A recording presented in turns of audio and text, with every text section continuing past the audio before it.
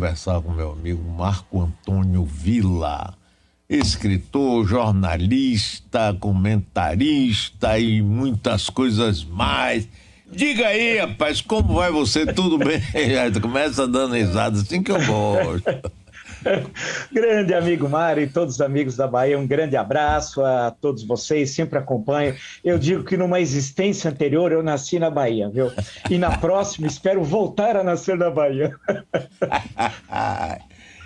Meu amigo, me conte aí. Eu soube que você é pré-candidato a deputado federal. Eu achei uma ótima ideia, sabe? Nós precisamos renovar esse Congresso com pessoas que têm a mente aberta, conhecimento da história e da vida do nosso povo para contribuir, para melhorar, porque esse Congresso brasileiro, eu vou te contar, viu, rapaz? Eu nunca, nos meus 78 anos de idade, Marco Antônio, eu nunca vi um pior do que esse. Mas diga aí, meu amigo. Olha, Mário, é verdade. Eu sou pré-candidato a deputado federal pelo Partido Cidadania, aqui por São Paulo. Eu acho que eu já tive várias atividades na minha vida, já tive várias mudanças, né? Eu fui professor inicialmente do ensino secundário, do ensino médio. Depois fiquei 30 anos na Universidade Pública como professor da graduação, do mestrado, do doutorado. Depois me aposentei, passei a trabalhar também bastante no jornalismo político, tive muito orgulho de participar aqui na Rádio Metrópole, e agora eu achei que era necessário dar um outro passo, né, na minha vida, que é ser pré-candidato a deputado federal pelo Cidadania aqui de São Paulo. E eu tenho uma compreensão semelhante à sua. Eu acho que é fundamental melhorar a qualidade da representação política, são 513 deputados federais, precisamos ter uma Câmara mais pungente e que bata o coração do Brasil na Câmara dos Deputados, né? Isso é assim como espero no Senado, com a renovação de 1/3 dos senadores. E eu também acho que nós vivemos aqui um momento mais preocupante da história do Brasil republicano, sem nenhum exagero, né? Estamos vivendo um momento extremamente difícil.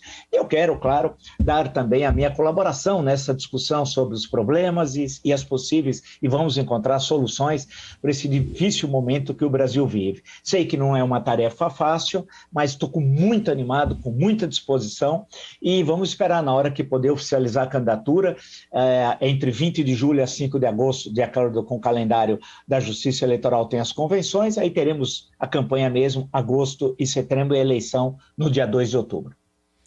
E eu espero que você tenha sucesso e tenha uma belíssima votação, né, e que sirva de exemplo, Marco Antônio, para outras pessoas que são jornalistas ou médicos ou advogados, mas que seja qualquer profissão, que veja que o Brasil precisa não somente eleger um presidente da República, governadores adequados para mudar esse quadro, mas também um Congresso, porque sem o Congresso não se consegue avançar. A gente está vendo aí as coisas, né? E muita gente, Marco Antônio, vota no deputado ou no senador porque ajudou, porque é amigo, porque não sei o quê. Se for perguntar, você votou em que? Eu não me lembro. Tem que mudar isso, não é, Marco Antônio? Não é verdade. Nós, na tradição brasileira, priorizamos sempre o executivo, o prefeito, o governador e o presidente da República. Ainda o senador, eventualmente a pessoa lembra até quem votou. Agora, vereador, deputado estadual, deputado federal, a pessoa decide no dia da eleição ou dia antes, liga para um amigo, alguém da família e fala, você tem o nome de alguém e tal? Aí alguém fala, o Paulo, Pedro, a Maria, o José, e aí ele vai e subscreve aquele nome que no dia seguinte ele não sabe em quem votou. Esse é um problema. Alguns podem dizer, mas isso deve ser ao presidencialismo, ao predomínio do executivo sobre o legislativo. Eu acho que é mais do que isso, né? Há uma tendência no Brasil de eleger o salvador da pátria, que é que é o prefeito, que pode salvar a sua cidade, o governador que salvará o estado e o presidente que vai salvar o Brasil. E essa perspectiva salvacionista está muito presente na política brasileira, o que mostra que a democracia, como dizia o Otávio Mangabeira, essa plantinha é tão frágil, ela não está ainda enraizada efetivamente no Brasil, porque a gente tem que entender a importância do mandato parlamentar do vereador, né? E muitas vezes as pessoas desprezam, falam, esse aí não vai ser eleito nem vereador. Alguns falam síndico, não sabem como é difícil ser síndico e mais ainda como é difícil ser vereador. E no caso do deputado estadual, eu vejo as assembleias legislativas, vejo a de São Paulo, por exemplo, que as pessoas não acompanham, muitos sequer sabem onde ela fica, né, aqui na cidade de São Paulo. E no caso do Congresso Nacional, não adianta reclamar depois, mas o Centrão isso, o Centrão aquilo, não sei quem é isso, eu não sei quem é aquilo, que é comum essas reclamações e tem até a sua razão de ser, mas a questão essencial é que todos estão lá, não é porque são biônicos, usando aquela velha expressão advinda lá do pacote de abril de 77, dos senadores que não foram eleitos diretamente. Não. Todos os 513 deputados federais foram eleitos diretamente. Então, a responsabilidade também do eleitor. Mas não tinha bons candidatos. Pera um pouquinho. Você tem um rol de candidatos a deputado estadual ou a deputado federal, em todas as 27 unidades da federação, gente muito boa. Então, acho que a questão do 2 de outubro é uma data, para mim, é gozado. 2 de outubro, eu gosto muito, estudei no México, muitos anos eu dei aula de História da América. 2 de outubro é uma data trágica, é 2 de outubro de 68, o massacre de Tlatelolco, na Praça das Três Culturas, véspera da Olimpíada, aquela tragédia que até hoje é uma ferida não cicatrizada na história mexicana. Aqui, o nosso 2 de outubro vai ser o dia da liberdade, né? O dia que nós vamos virar uma triste página da história do Brasil, a pior da história, sem exagero, Mário, da história do Brasil republicano. Eu estou lá, então, como pré-candidato, como manda a lei, eu quero participar desse processo, discutir ideias, projetos, programas, né? Qualificar a reflexão, espero dar minha colaboração, assim como outros certamente também darão, e discutir coisas modernas. Nós estamos no século XXI, porque o Brasil é um país muito longe do hemisfério norte, e tem gente que não conhece no hemisfério sul nem onde fica o Brasil, e então tem notícias que não chegaram, tem gente que não sabe com a queda do Muro de Berlim, no dia 9 de novembro de 89, ainda pensa aquele mundo Guerra Fria, e tem outros que estão na Idade Média, então é necessário discutir a modernidade, o século XXI, e tirar o Brasil de 4 décadas terríveis. Lembra-se que, por fim, que os anos 1980 nós chamávamos de década perdida, porque o Brasil tinha crescido muito nos anos 1970 e 1960. Na verdade, as 4 últimas décadas, 1980, 1990 e as 2 primeiras do século XXI, a pior década foi justamente a que nós encerramos aí há 1 ano e meio atrás, aproximadamente. E a melhor dessas 4 décadas era o que nós chamávamos de década perdida, em termos de crescimento médio do PIB, da renda per capita, né? É curioso. Então, nós precisamos voltar a crescer. E aí precisamos ver como é que nós vamos internamente se reestruturar e externamente como é que nós vamos nos posicionar. Se entre 1930 a 1980 nós fomos o país que mais cresceu no mundo ocidental, e fomos, se nós tivemos a indústria como carro-chefe desse crescimento, precisamos voltar a pensar o que aconteceu conosco. Precisamos voltar a ter indústria. A indústria foi 1/3 do PIB, hoje deve ser 9% aproximadamente. Houve essa desindustrialização tenebrosa para o país. Então precisamos voltar. Se nós não fabricávamos nem máscara durante a pandemia, teve máscara importada, precisamos pensar esse negócio de semicondutores, né, que é a discussão que se tem hoje, que a indústria automobilística ficou paralisada porque não tinha semicondutores, nós não fabricávamos isso. Quando antes chegamos a fabricar. Vamos então desenvolver isso a partir de remédios, né? Não tinha os insumos básicos, tudo na Índia e na China. Então precisamos pensar o Brasil. E o meu intuito é esse. Alguém vai dizer assim, mas esse daí é muito pretensioso. Mas eu prefiro ser chamado de pretensioso do que de omisso, né? E de desconhecer os grandes problemas do Brasil. Eu acho que nós somos um grande país, temos um grande povo, temos grandes cientistas, precisamos incentivá-los. Esse atual governo destruiu a ciência e tecnologia, destruiu a educação. O ministro da Educação que anda na pasta, ao invés com livros, anda com arma. E pior, não sabe nem usar arma, e atira, e fere uma pessoa sem querer no aeroporto. Temos de mudar, né? O Brasil não é isso. Temos de nos reencontrar com as nossas tradições. Imagine, para lembrar de um baiano, o Anísio Teixeira, o que acharia? O grande, que foi secretário do Mangabeira, inclusive, da Educação, quando foi governador. Educação o que acharia de um ministro da Educação que anda com pistola dentro de mochila, de pasta? Inacreditável, Mário.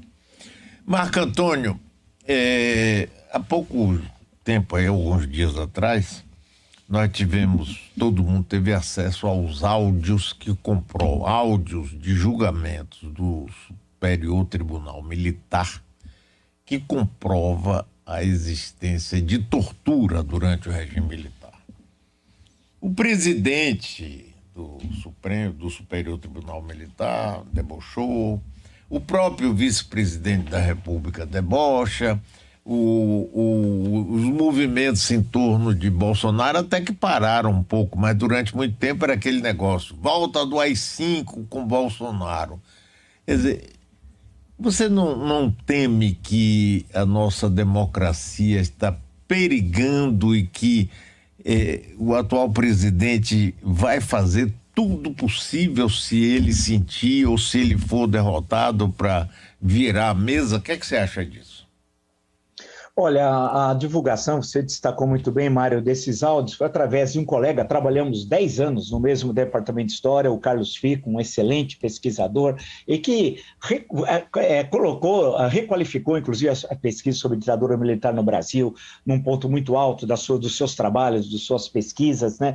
É um sujeito muito sério e revelou para o Brasil aquilo, e quando a gente fica ouvindo, ele ouviu, são 10 mil horas, cerca de 6 mil, ele já tinha ouvido até o momento da divulgação. É terrível assistir tudo aquilo e ver como aquilo foi tratado no STM, para alguns como algo que fosse absolutamente natural. O presidente do STM, inclusive, disse que a Páscoa dele tinha sido tranquila. Quando perguntado se os áudios não tinham atrapalhado ou não a Páscoa dele, ele falou que estava numa boa, tal. É uma vergonha. Mas eu lembro que isso não representa o Exército Brasileiro. Me lembro de Cândido Rondon, que teria vergonha do presidente do STM. Eu me lembro do Marechal Lott, grande Marechal Henrique Teixeira Lott, que teria vergonha, certamente, do presidente do STM. Agora, nós temos, infelizmente, através da presidência da República, essa leitura que fere a Constituição, de achar que tortura, transformando um torturador, o Ustra, em herói nacional, onde já se viu, né, um assassino, como um torturador é um assassino, alguém,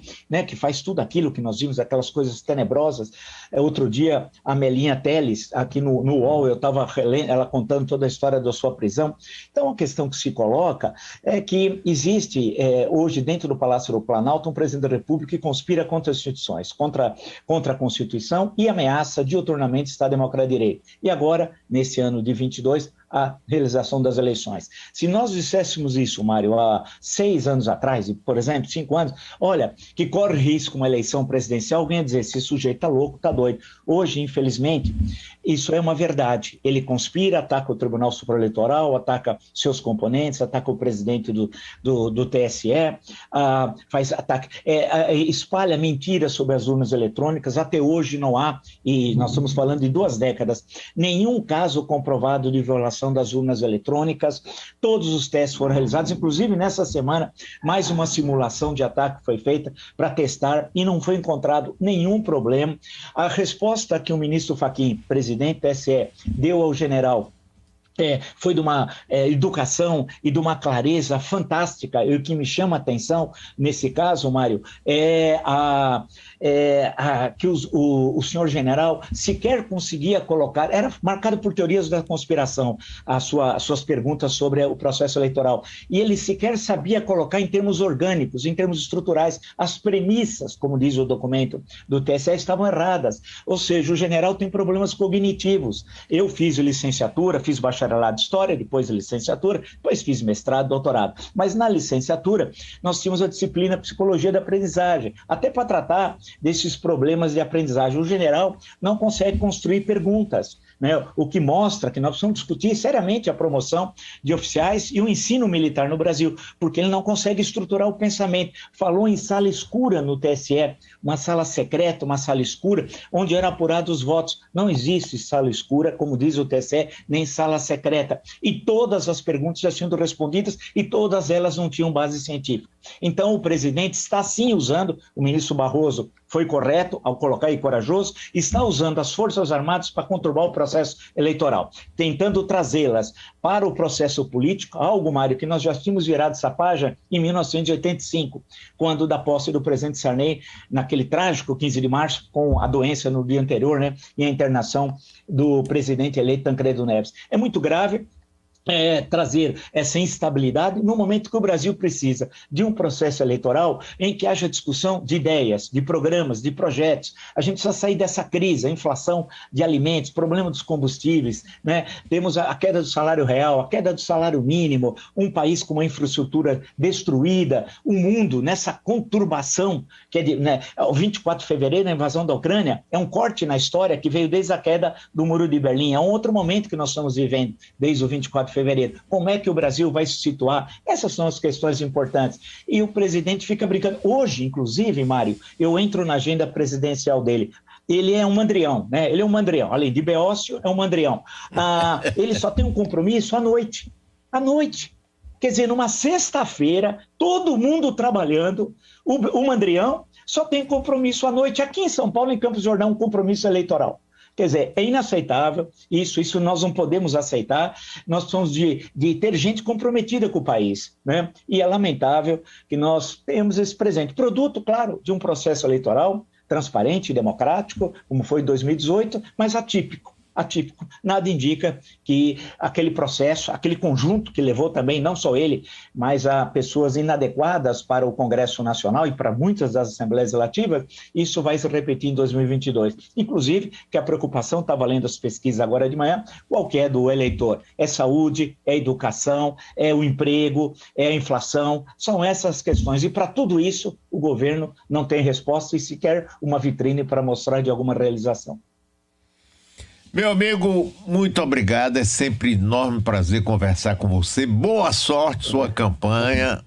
Espero ver você no próximo ano assumindo a posição de deputado federal para ajudar a elevar o nível do nosso Congresso. Viu? Um grande abraço e boa sorte para você, Marco Antônio Villa.